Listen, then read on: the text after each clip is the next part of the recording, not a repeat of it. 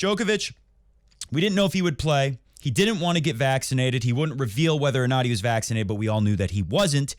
And eventually, the Australian government and Tennis Australia, not just Tennis Australia, gave Djokovic permission to bypass their rule, basically, to be vaccinated.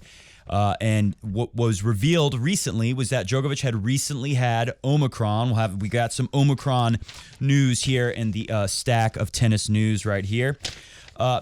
Djokovic recently, I think it was December 16th was the date, had Omicron, they say. He's over it, therefore he should have some level of natural immunity, at least for the duration of his time in Australia to play the Australian Open. And that was going to be enough. Djokovic shows up in Australia, and then they immediately throw him in a small room, as you'll hear in a clip I'm about to play from Novak's mother. They throw him in a very small room and interrogate him at the airport. And then they take him to a detention facility. I know it's called a hotel. Don't be confused by that, though. It's a hotel where some people have been stuck for years, refugees and migrants trying to get into Australia, which has a very tough border policy, I have been learning in my research for today's show. So that was what happened. They basically, the Australian government, they flipped it on themselves. It looked like Djokovic was the bad guy when he announced, hey, I'm going to Australia. I don't have vaccine, but I'm going to be there. And most people, especially a lot of Australians who've lived, if you don't live in Australia, then you might not understand. They have been tougher there with lockdowns and all kinds of measures, preventative countermeasures to slow the spread and combat COVID-19, all of that. They have been the toughest in the world, probably, in Australia. So a lot of people didn't like it, rubbed them the wrong way, and they were pretty upset about Djokovic being allowed to play. But now the Australian government looked like the bad guys because they basically threw him in jail for a little under a week until an Australian judge said, quote, what more could this man have done? He presented the paperwork saying he was allowed to play, and they said that was not good enough. They took his phone away from him, as you'll hear. And the press conference is the best thing, is the press conferences with Djokovic's parents. Djokovic's dad, maybe the funniest. Maybe by the end of the year, we'll give him the funniest man in sports award for 2022. Anyways, that's the latest on it. Djokovic, it looks like he will play, but they still have the power to throw him out of the country as we are just days away from the start of the Australian Open. What are we, about 5 days away now? Anyway, so this has spawned some crazy headlines, which have been pretty amusing. Take a look at this one. This is probably my favorite news headline to come out of the Novak Djokovic Australia debacle. Sky News. Novak Djokovic fans are pepper sprayed by police in Melbourne. I know a lot of tennis fans out there wish that happened every day, all around the world, not just in Melbourne. Here's another one, almost just as shocking. ESPN. Nick Kyrgios, who hates Novak Djokovic, quite embarrassed by the Novak Djokovic visa saga. Kyrgios does not support. Like I said, the Australian government went from Djokovic looks like a bad guy to now Djokovic looks like a hero, a martyr, and the Australian government, they look like the bad guys. They have successfully 180'd themselves. Absolute buffoonery. Daily Mail, this is a big one, calls for Australia to be stripped of the right to hold tennis Grand Slam tournament for the way it treated Novak Djokovic. This is a long headline, as I said. As authorities go on red alert for clashes in the stands between Serbian fans and opponents. That will be interesting to see. This is going to be the best Australian Open ever. If they don't, I mean, that'll be wildly entertaining too if they throw Djokovic out of the country. But the best of all. Cue the tape. This is the thing heard round, I don't know what to call it, shot heard round the world, accusation, claim. This is the claim, the statement heard around the world from Srećan Djokovic, Novak Djokovic's dad, who, if you've been following tennis in recent years, you know he says crazy stuff all the time. Here we go. Cue it up. Oni drže u zarobljeništvu. Naš Novak, naš ponos. Give it a thumbs up. Novak je Srbija, a Srbija je Novak. Don't disagree Oni with gaze that. Novaka, a samim ti gaze i Srbiju i srpski narod. Don't tread on the Serbian people. Isusa su razapinjali na krst i svašta mu radili. On je izdržao i dalje je živ među nama. I Novaka pokušavaju na isti način da razapinju, da ga podcenjuju, da ga bace na kolena. They crucify my son like Jesus Christ! Maybe a little bit of an exaggeration from Srdjan Djokovic. He had some more that I got from a Twitter person. But first, let's listen to the mom of Novak Djokovic. Is a little calmer, doesn't go quite as extreme. What does she have to say? Očigledno je politički stav da on ne sme da uđe u Australiju i da ne može da igra. To je skandalozno. Da ga smeštaju u prljave hotele, da ga drže satima u maloj sobi, da nema kontakt sa nama, to je stvarno tretman bez presedana i nadam se da će svet da shvati o čemu se ovde radi, da je ovo čisto politički atak na Novaka Djokovića, da ne osvoji, da ne bude najbolji. It is a dirty hotel. We'll show you the hotel later.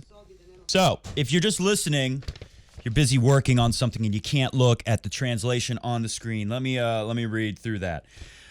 Just some highlights from it. Novak's dad says, they are holding him in captivity. Our Novak, our pride. Novak is Serbia. Serbia is Novak. They nailed Jesus to the cross, and they did all sorts to him.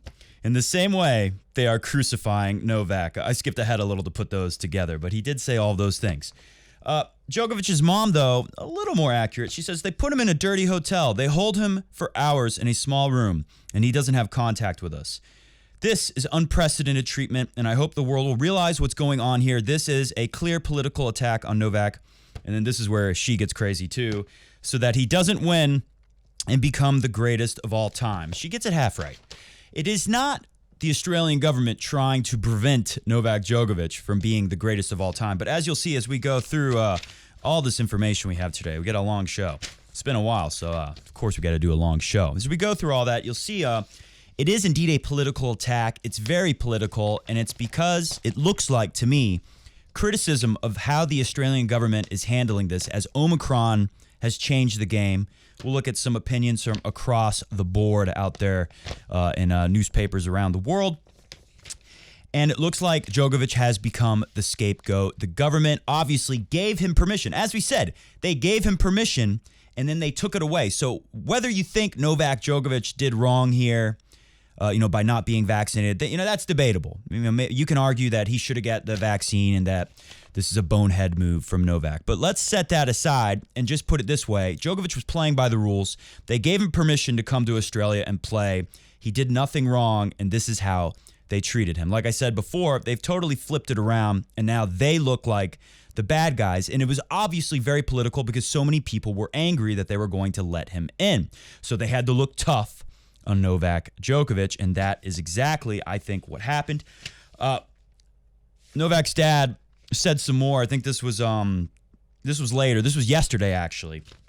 And I put this on the screen. This is from Gasper, the friendly tennis ghost on Twitter. Djokovic father Srdjan earlier today, which is yesterday now, he says, I call upon the Queen of England, the Queen of Britain, Elizabeth, leader of the Commonwealth, to intervene, protect human rights of my son, to stop political prosecution that has been carried out against him since he came to Australia. To which the Queen responded,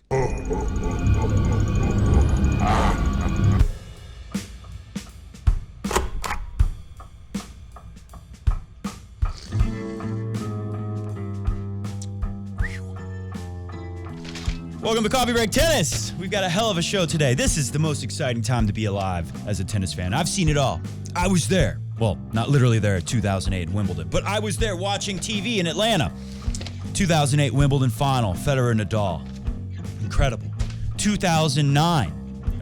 Let's go back earlier. 2008, Novak Djokovic, Australian Open, breaking through when it was only the big two.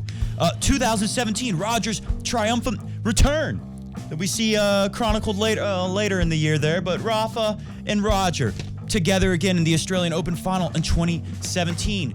Novak Djokovic coming back, returning after his elbow procedure to dominate again. A near Grand Slam last year, interrupted by the great Danny Medvedev, the best of the next gen he has revealed himself to be. I have seen it all, but nothing is exciting as what's going on with Novak Djokovic, or is wildly entertaining, I should say. Today on the show, like I said, We're going to go through a lot of stuff.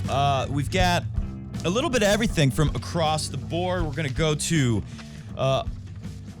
Reuters, 9 News Australia with the latest.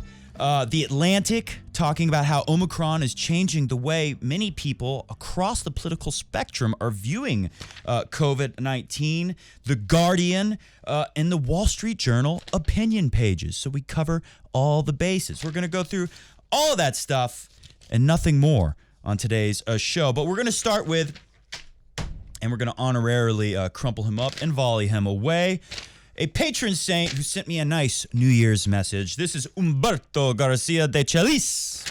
Or Celis, I don't know. Happy New Year, Matt. Is it okay to still say it 11 days into 2022? Yes, it is okay, because today is the day that we kick off the new year. 11 days in, we kick it off with Coffee Break Tennis again. Anyways, I wish you the best, and this is a beautiful part. This truly touched me because of the rhyming, I think. A long coffee break tennis drought, missing the show. Cheers from Mexico, your friend, Humberto. Beautiful. It brings a tear to my eye. The beauty. The beauty. Ah! Ah! Oh my God, I'm so excited to do a show. I don't know why. Why did I not do a show for so long? Mr. Goat made me put this damn outer space heater up here, and now I'm getting a little hot.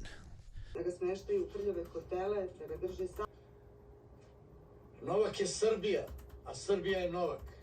And Mr. Goat, the talking tennis cat here, who's agreed to be on the show as long as he can sit in front of the outer space heater. It's very cold here. Let's kick it off with 9 News Australia with the latest on the Djokovic debacle.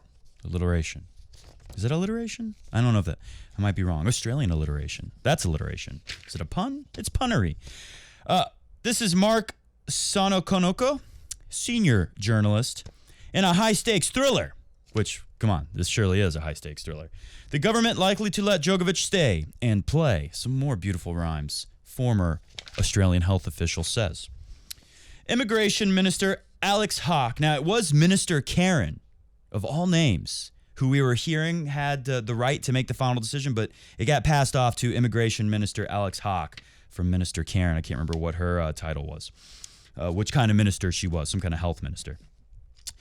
Right now, Mr. Hawke, or Hockey, considering whether the Australian government wants to dig its heels in and cancel Djokovic's visa after the Serbian won his appeal in court, securing his liberty from a detention centre. It's a British Australian spelling there with the E. Adds a little panache. If his visa is canceled, Djokovic will be promptly escorted. There's a spider. There's a spider right there. Oh, my God. Oh, my God. Got it. You don't see that on too many shows. Bravery personified. Where was I? If his visa is canceled, Djokovic will be promptly escorted back to a Melbourne detention center. Right there. That's why it's probably not going to happen, because of the spectacle. Australia looks bad enough. There is pressure from the other political side against those in power in Australia. Right now, they're trying to make the best of how embarrassing this looks for the current regime. In a banana republic, as Djokovic's dad has put it. Djokovic would be promptly escorted back to a Melbourne detention center. Bad optics, as they say in politics. However, former Immigration Department Deputy Secretary Abul Rizvi believes the government will shy away from that confrontational option while the world's media is hovering. Yeah, they know the cameras are nearby. All eyes are on Australia. They never wanted this story to escalate the way that it has, I'm sure. Quote from former Immigration Department Deputy Secretary Abul Rizvi. I think we're in real trouble here if the cancellation is pursued. Just imagine the media crew that would be outside Mr. Djokovic's hotel, which, by the way, he's in a rented house, I believe. Djokovic's rented home when the Australian Border Force arrives to take him to a detention center, right? Are they going to handcuff him or something? Not going to look good. All eyes are now on hockey, and in particular, an Australian immigration form signed by Djokovic ahead of his arrival. In response to question asking if he traveled in 14 days before his flight to Australia, Djokovic said no. But world number 1 Djokovic and 9-time Australian Open champion, soon to probably be 10. Can you imagine the motivation Djokovic has to win right now? 9-time Aussie Open champion was seen in Spain and Serbia in that 2-week period.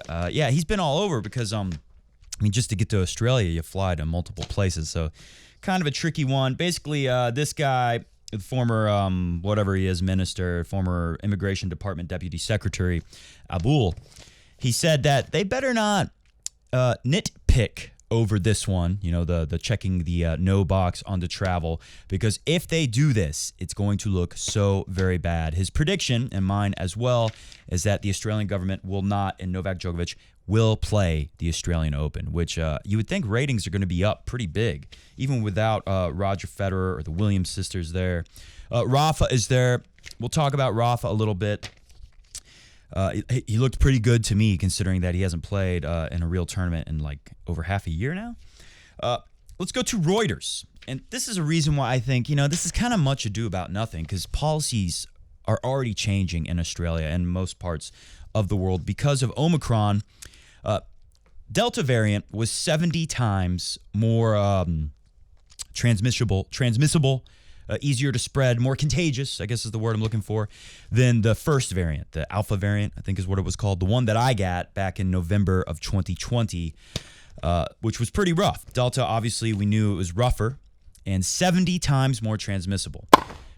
This one is twice as transmissible as Delta, Omicron. So it is 140 times more transmissible. That is why we are seeing all kinds of people, including people who have boosters and double vaccines, are getting this and spreading it. So listen to this from Reuters. Australia swamped by the Omicron surge as pressure grows on the hospitals. And you'll see revealed in here by our old friend dictator Dan Andrews. He says, there is a significant pressure in our health system, the premier of Victoria State, which is where the Australian Open is. Dan Andrews, Dictator Dan, as he's fondly referred to, in Victoria State. He told a media briefing, adding about 4,000 hospital and 400 ambulance staff in the state were isolating due to virus protocols. Not necessarily because they're so sick, because as we all know by now across the world, Omicron is it's not very bad. It's pretty mild. It's more like a cold or a flu to most people, rather than the previous variants, which should be celebrated as good news. This is a variant that is not killing people like previous variants. So the old isolation protocols, which some governments are slow to update, don't really apply to this one so much. As you can see from, take a look at this, El Chapo, the big baby, our friend here, Coffee Break Tennis from Canada. Chapo showed up with COVID. Obviously vaccinated, as he hasn't had to go through anything like what Novak Djokovic had to go through. Rafa Nadal got it after being vaccinated. Lots of players are getting sick, and lots of people are getting sick, as you'll see in this article. But El Chapo, he was only having, I think it was, how many days? You get it on the screen. I think maybe 5 days Chapo was in isolation, and then he was out. You don't get to stay isolated quite as long, but some rules, like here, right before Christmas, they had to change the rules here, the CDC, really quick, because people were, in quarantine, as Rafa Nadal would say, the people who work in hospitals that were very much needed, not necessarily for people with Omicron, but just people going to the hospital for, whatever, all the various reasons that people have to go to the hospital. And they were having staffing shortages because they were keeping people out for 10 days minimum, even though most of these people were asymptomatic after a day or two, maybe 3 days. And so they cut it in half to 5 days. And then in some places where they were really hurting for staffing, they eventually said, like, okay, even if you're still testing positive, but you don't feel sick anymore, you can come in, but you got to wear a N95, KN95, whatever they call it, mask.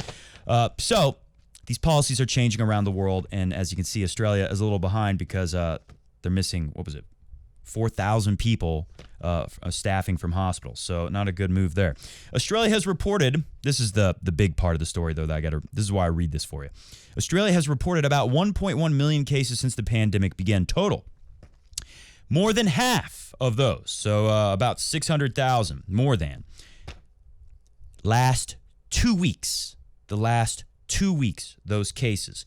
There's plenty of stories out there. I didn't print any of them off for you, but saying in Australia, most people, from some scientist, doctor, epidemiologist, expert person, saying hundreds of thousands, maybe millions of people in Australia will not even know that they have Omicron and won't even, get tested because they'll be asymptomatic and be completely unaware. That's how mild it is for most, especially young and healthy people.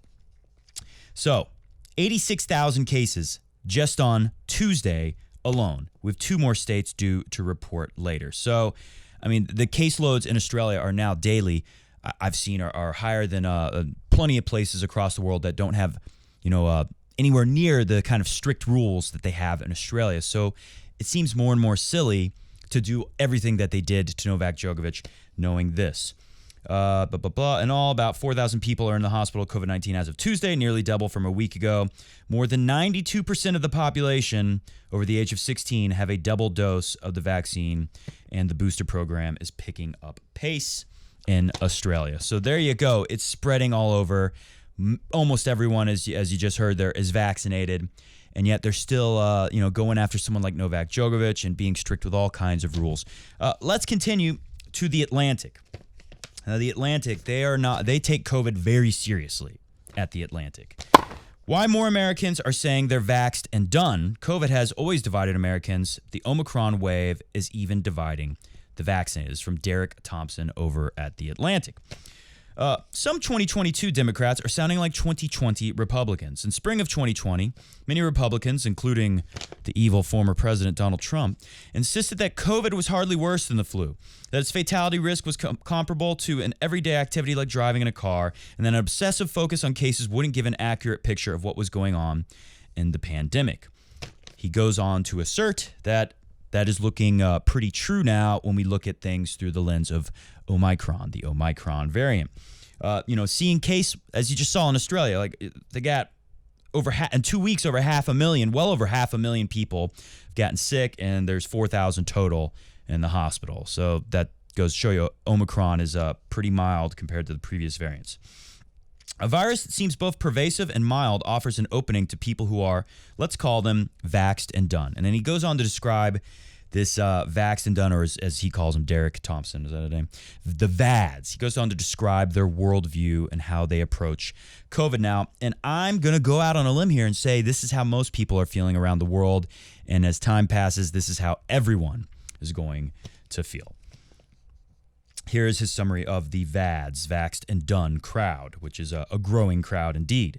For more than a year, I did everything that public health authorities told me to do. I wore masks. I canceled vacations. I made sacrifices. I got vaccinated. I got boosted. I'm happy to get boosted again. But this virus doesn't stop. Year over year, the infections don't decrease. Instead, virulence for people like me is decreasing, either because the virus is changing or because of growing population immunity, or both. Growing population immunity, which is what Djokovic's whole case is.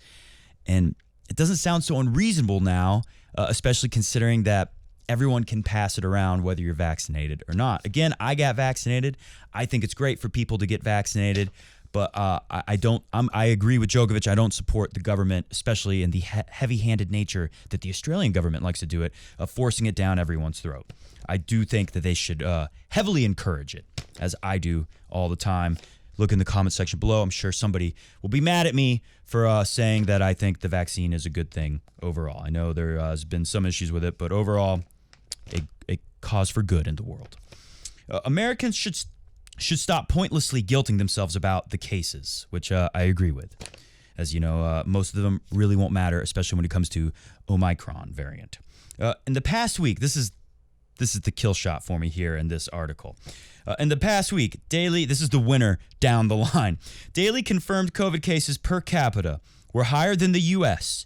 And then he names some of the places where they've been the most strict. Ireland, Greece, Iceland, Denmark, France, the U.K., Spain, Portugal, Italy, Switzerland, and get ready for it, even Australia, the most COVID-cautious country in the world, in El Mundo, as the coronavirus continues its unstoppable march towards endemicity.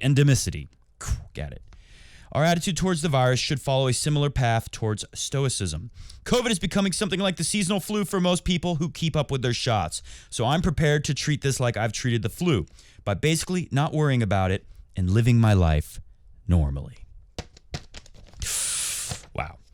And then, again, another publication that takes COVID very serious. No right-wingers at all. Behold, The Guardian.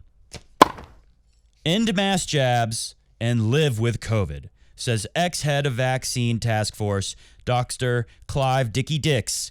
He says treat the virus like the flu. Oh, my God. Oh, my God. So the Australian government, I ask you, are they treating the virus like the flu? I think they are not. Just ask Novak Djokovic, friend of the show. And then finally, I'll give you one more. We'll go to the Wall Street Journal opinion pages. Slow the spread. Spreading it may be safer. Now, I'm not saying to go out there and try to get sick. I'm just reading for you a viewpoint from some expert out there at the Wall Street Journal. This is Vivek Ramaswamy and Apurva Ramaswamy. I assume they're a married couple. The Omicron variant is spreading across the globe, but so far the strain appears to be less deadly than its predecessors. That's good news, but here's a risk that policymakers in every country should appreciate. Policies designed to slow the spread of Omicron may end up creating a super variant that is more infectious, more virulent, and more resistant to vaccines. That would be a man-made disaster, claims my Indian friend Ramaswamy and his wife Apurva Ramaswamy. To minimize that risk, policymakers must tolerate the rapid spread of milder variants like Omicron. This will require difficult trade-offs, but it will save lives in the long run. We should end mask mandates and social distancing in most settings, not because they don't slow the spread, the usual argument against such measures, but because they probably do. Antigenic drift. Now, this is some heavy science stuff, so we won't go too deep into it, but we'll read through the basic points of it. And again, we usually don't get into stuff like this in Coffee Break Tennis. I like to stick to tennis for the most part, but everyone cares about Djokovic, and COVID has kind of taken over the world's news cycle. Anyways, so let's stick through it. So let's stick with it and get through it as quickly as we can, and we'll talk about what some of the tennis players are saying. Talk about Nadal a little bit, and we'll get out of here. Antigenic drift, which I don't know very much about, other than what I've read in this article, describes the process by which single-point mutations, small genetic errors, randomly occur during the viral replication process. So when the virus spreads, different variants spread to person, there can be one tiny little change in the code, and this affects the bigger picture and which variants survive and which variants go on to become big ones like Omicron. And the gist of that is the ones that go on like Omicron tend to be easier to spread, but not as deadly because they want to not kill the host. They want to spread to as many hosts as possible. They're basically like people having children, right? They're just trying to survive and reproduce. These viruses, they just want to reproduce, man. Can't you respect that? The result is minor alterations to antigens such as the spike protein. I'm sure you've heard about that. If a point mutation makes the virus less likely to survive, that variant gradually dies off. But if the mutation confers an incremental survival advantage, say the ability to spread more quickly from one cell to another, then that strain becomes more likely to spread throughout the population. Basically what I just said, in more scientific terms. Each time an immune host is exposed to a slightly different antigenic variant, the host can tweak its immune response without becoming severely ill. And the more similar the new strain is to the last version the person fought off, the less risky that strain will be to the host. Djokovic. Think of Djokovic when you hear this next sentence. Vaccinated and the naturally immune people can revamp their immune response to new viral strains created by the antigenic drift, yet social distancing and masking increase the risk of vaccine-resistant strains from antigenic shift by minimizing opportunities for the vaccinated and naturally immune to tailor immune responses through periodic exposure to incrementally drifted variants. Holy crap, that was tough to get through. So antigenic shift versus drift, Google it. Read the whole article if you want. It's in the Wall Street Journal, again, by Vivek Ramaswamy and his beautiful wife, Apurva Ramaswamy, I assume. Could be his brother. I have no idea. Basically, what they're saying, though, is, the shift is when you're exposed to more variants, especially if you have some kind of previous immunity. There was another article today I didn't print off because I don't want to read COVID articles all show long. But another one saying if you have had the common flu, research has shown people that lived with people who had COVID, if you're in the same household, it's pretty hard to kick them out. If they had been exposed to the common cold recently, they had what's called T cells that gave some, not as good as actually having had COVID or having the vaccine, but some immunity against getting COVID. And a lot of them weren't getting sick compared to people who had not recently had the common cold. So there's a lot of stuff out there basically saying, if you're exposed to this, your immune system gets a little bit better. There's plenty of articles out there supporting this. Drift, on the other hand, is what they give a great example here with shingles, and this will explain drift for you. This is a familiar notion in virology. Take the rise of severe shingles cases over the past decade, partly a result of the widespread use of the chickenpox vaccine. Shingles and chickenpox are caused by the same virus. Before widespread use of the chickenpox vaccine, parents regularly updated their own. Just to give you an idea of how recent that was, I had chickenpox. What was it, like 28 years ago or something like that. So relatively recent. Parents regularly updated their own immunity to what the same virus that causes both chickenpox and shingles by getting exposed to chickenpox from their children or from other adults who were exposed by children. But now that most children are vaccinated against chickenpox and don't contract it, older adults suffer from more severe cases of the shingles. So there you go. That's enough science talk for today. But I have made the case. Do with it what you will. I'm not trying to convince you to change any of your opinions on all this. But I think there is enough science to support my theory here that most people are going to change the way they view COVID and is going to go from pandemic to endemic. Isusa su razapinjali na krst. Anyways, I think there's a strong case for the Australian government has been unreasonably harsh to Novak Djokovic. I Novaka pokušavaju na isti način. And all of its players, and it's going to be very interesting to see as we go through the Grand Slam calendar. It appears France is going to let unvaccinated players play. I guess Wimbledon is not. And the United States have a law, although they provide exemptions. I wouldn't be surprised if they give one to Djokovic and all kinds of athletes.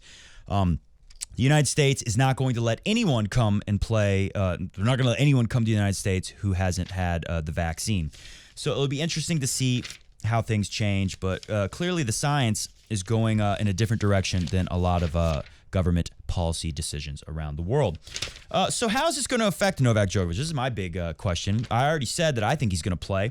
And I think Tennis Sandgren, who decided not to even try to get into the Australian Open because he's one of those horrible anti-vax guys that doesn't want to get vaccinated, he says Novak Djokovic, caged star, will be fearsome if he is allowed to play at the Australian Open, says fellow unvaccinated player Tennis the Sandman, Enter Sandman Sandgren.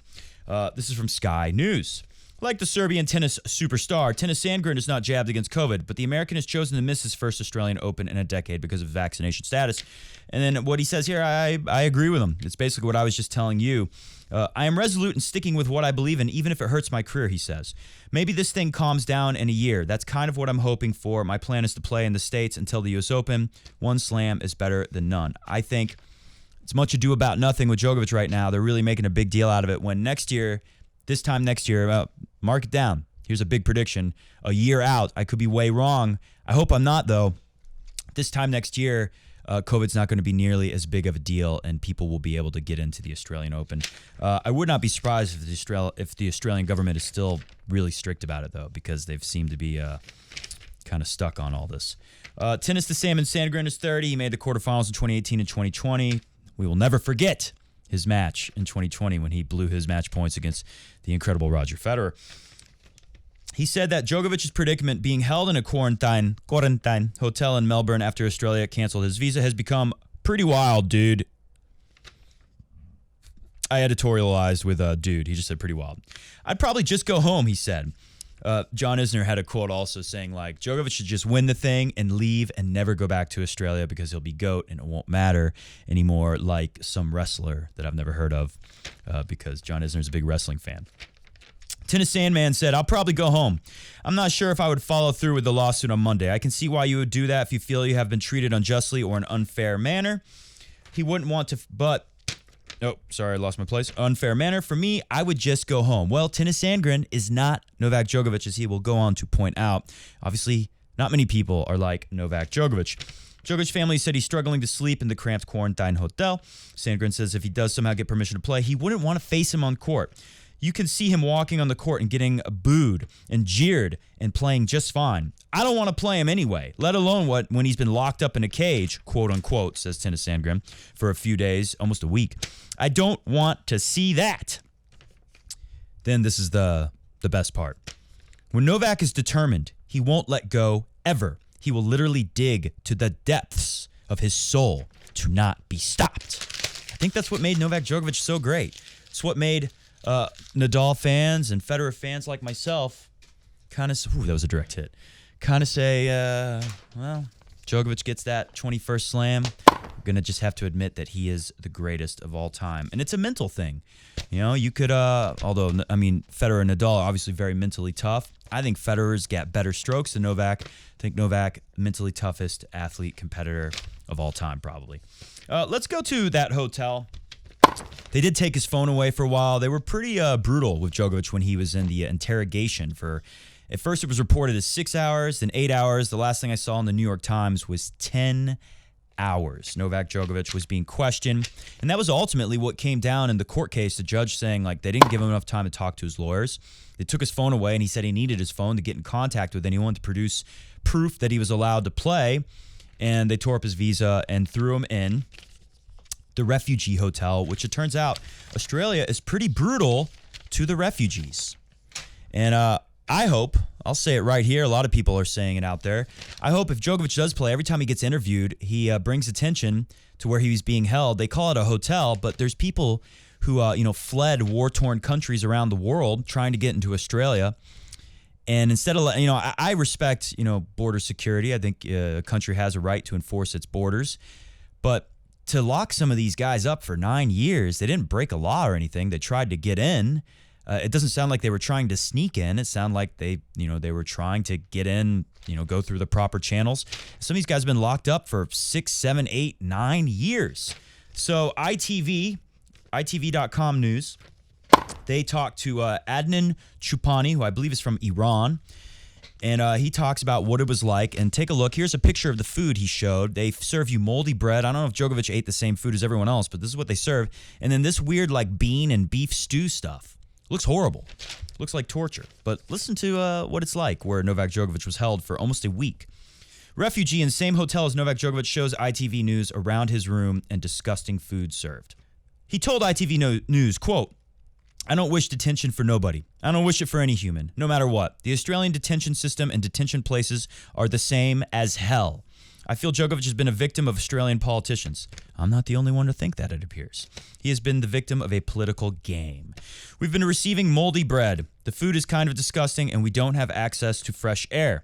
We're under guard 24/7, and windows can't be opened at any stage."